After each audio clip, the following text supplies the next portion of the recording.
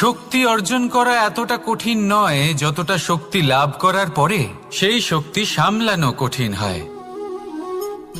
কারণ যেই মানুষ শক্তি লাভ করে তার মনে গর্ববোধ জন্মায়, জন্মায় অহংকার, জন্মায় জেদ।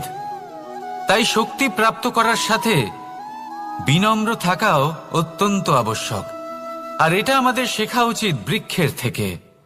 বৃক্ষ যা আমাদের ফল দেয়, বৃক্ষ যা যত ফল দেয় ততটাই ঝুঁকে যায়। আমরা পাথর মারি ওই বৃক্ষের থেকে ফল প্রাপ্ত করার জন্য। সেই পাথরের মার সহ্য করেও বৃক্ষ আমাদের ফল দেয়। কোনো গর্ববোধ নেই, কোনো অহংকার বোধ নেই। আর সেই জন্য এই বৃক্ষের পুজো